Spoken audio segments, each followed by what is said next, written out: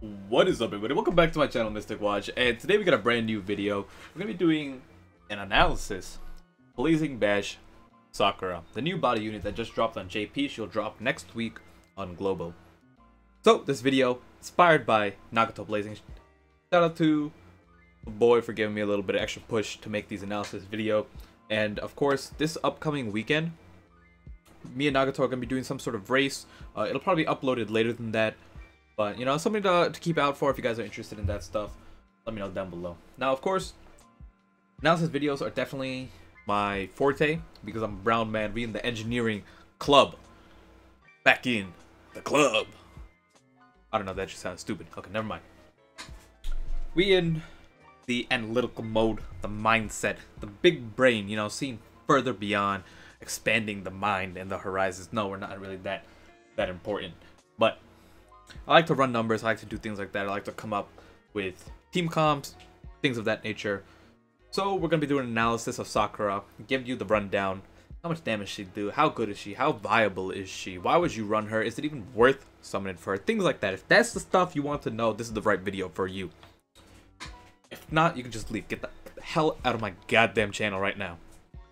But thank you for sticking around. If you do decide to stay, let's get straight into it. So all the resources that I'm using above are going to be linked down below. Shout out to Blazing subreddit, the goddamn Wikipedia, Anton Labs, Nordax Blazing, all these people making my life a lot easier to do these type of videos because they put out the resources ahead of time and, you know, on their own time try to help out the community like that.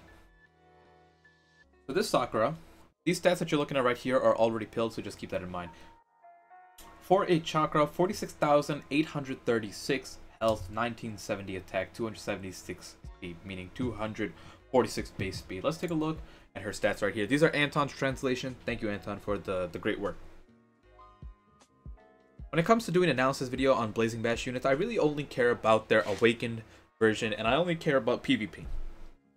Blazing Bash units analysis will be strictly for PvP because 99% of the time you'll only use them for that. Now, there are the exceptions that you use in PvE. One exception being One Tail Naruto, the OG, you know, the skill One Tail Naruto gets run on Blazing Awakened sometimes every now and then in PvE to run, you know, 150% nuke teams. But if you're not doing that, you're pretty much never using a Blazing Bash unit on Awakened ever, unless it's also like Critly or Blazing Bash Gara, whatever. We're doing exclusive PvP stuff when it comes to Blazing Bash units, and then when it comes to analysis of Blazing Fest units, that'll be PvE, and, you know, focus on that. PvP stats, we already went over it, but these are without the pills, so just keep that in mind if you're looking at why are the stats different. Alright, 30 less speed, 100 less attack, 300 less HP. Take a look at the jutsu. 9.4 times attack is a very high multiplier, but I'm going to cover that in a second. AoE, 70% chance to immobilize for 1 second. Very good jutsu. Now, when it comes to high multipliers, and we see here, this is a very low attack stat, right? Anything below like 2500 is pretty low when it comes to PvP.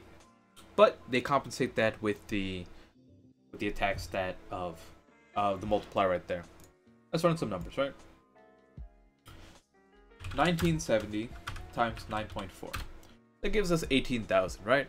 You can get 18,000 a couple different ways. What if we gave what if we gave Sakura 5,000 attack, right?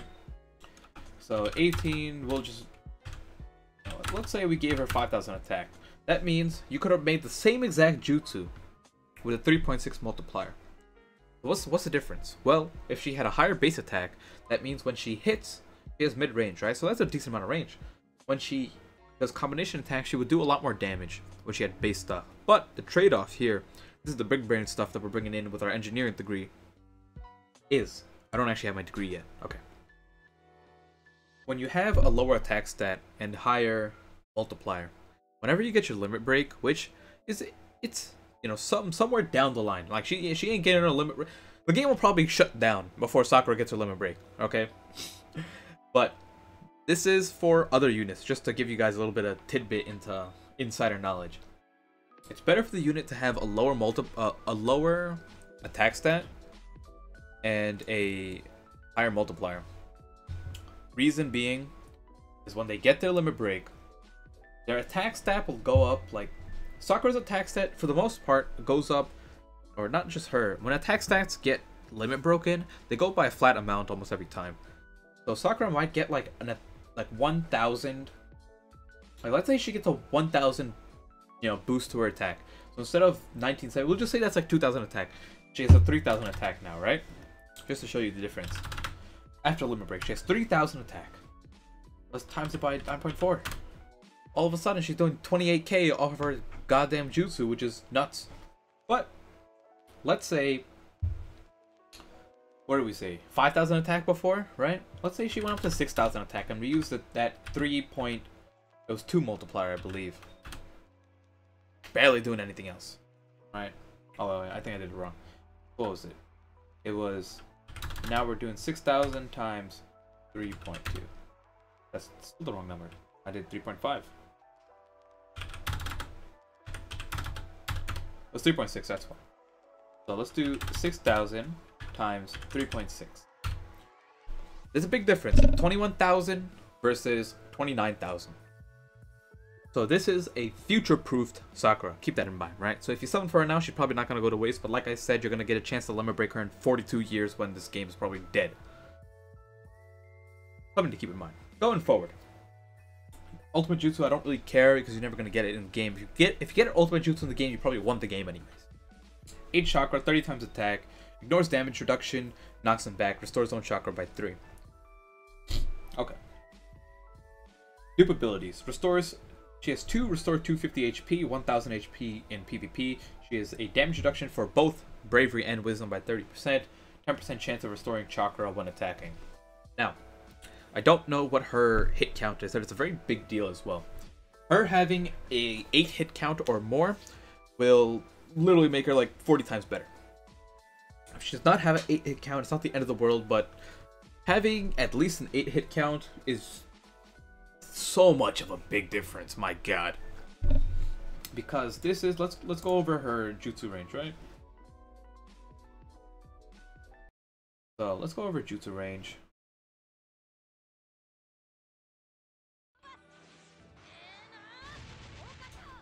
Right there, right there. So if you take a look at this, just a circle, but it's not centered. The fact that her character is here and not in the middle makes a big difference as well. PvP, because it makes it very hard. Like let's say you have an enemy, there's some maps where it's like, let's say this is the corner of the map right here, right? This little area right here, this is the corner. You're playing PvP. Sometimes a unit is here and a unit is here, and you cannot hit them both because of the fact that you have to hug the wall, and it's just literally impossible to hit both units. If Sakura's character was in the middle, she can hit both easy every time, and that happens way more than you think it doesn't. Something to keep in mind, but it's not a horrible like jutsu box, so it's better than nothing. Going back to this, let's start talking about her dupes. Dupes are pretty good, but not really needed, and the reason I say that, so I would say that it'd be very good if she had a skill damage reduction, but never gonna happen. Bandit doesn't like to do that with PvP units that much. They don't like to make one of like the triple elemental units, whatever you want to call them, like the heart, skill, body. They don't like giving units damage reduction to types that are strong against them. They don't care when it comes to bravery and wisdom, but it's definitely something that they don't do. It's not like impossible to do for them. They just tend not to do it. The reason it doesn't matter is because now we're gonna go on Blazing. Shout out to Jack's pick for compiling this list. This is top 50 global most used units in PvP ranking. And here we go. Take a look at the right side. Heart, 105 units. Skill, 31. And then the rest are pretty even. Just looking at, like, this stuff is pretty much irrelevant. All I care about this. There were 3 times as many heart units as there were skill units. More than 3 times. Meaning, Sakura, just by existing in this meta, just because of the other units that exist right now, Sakura is better than what her stats on paper say. It's something you gotta keep in mind. A lot of people like to run. A lot of people underestimate it.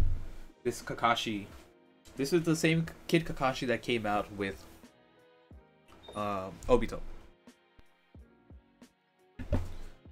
And this Kakashi was not used. Like people summoned for Obito. They didn't really summon for Kakashi that much. And because of that, like some people have him, some people don't. But they were on the same banner. Doesn't make a difference. They got the Kakashi. Now people are realizing that, whoa, he does an enormous amount of damage. And even though he doesn't seem that good on paper, he just does a lot of things. And the fact that there's over 105 heart units in top 50 teams makes a big difference. So just because of that one fact, Sakura will probably be pretty decent when it comes to Blazing PvP, even though she might seem mediocre or just decent, maybe slightly above average on paper. Now that's actually a pretty big deal. Alright, that alone might make you want to summon for her. Looking at the rest of her dupes, you don't need dupes. I was showing you guys this. You have a pretty even chance of fighting everyone else. Like, most of the time, everyone runs like pretty much one wisdom, one bravery team on average on their team. You can see the top 5 units. Gaara's pretty much on every team. Minato's not on every team. Gaara and Minato are very, very prevalent, and you'll see them in most of your games. But, are they going to come out and kill your Sakura? Probably not. Not a big deal. So, is she worth getting just off of that? Well, let's run her numbers in a normal scenario, right? I was showing you all these hypothetical things. 1970 times 9.4. 18,518 damage. Neutral. Not bad. Times 1.5 if she hits a heart unit. In case you guys don't know, the scaling for increased damage is 50%. You do 50% more damage to the type you're strong against. Meaning she's doing about 28k. That is pretty good. 28k to heart units is very good because of the fact that she's not really made for damage. She's got 70% chance to goddamn immobilize, and that's why you're running her. You're running her first slot underneath a Gaara or a speed lead, and you're just going for a turn 1 immobilization, and you're just trying to win the game off of that. That's it. You're not letting anyone move. You're going and you're literally just high rolling every time. But you have a 70% chance to high roll. You immobilize one person, you got a good chance to win. You immobilize two people, you're pretty much guaranteed to win. And you can, that's proven pretty much from Kirin Sasuke alone. Kirin Sasuke is a little different case because he immobilizes for 2 turns and he has a chakra reset. And his buddy skill is literally the most amazing thing ever. Just giving 10 speed means that you'll win every single speed tie. That's never a thing. Unless someone else is also running Kirin Sasuke below. But, yeah. Sakura, in my opinion, if I were to rate her out of 10, I'd say like 7.5 out of 10, 8 out of 10. Good unit. Very good unit. We'll see. Like, she will be running PvP.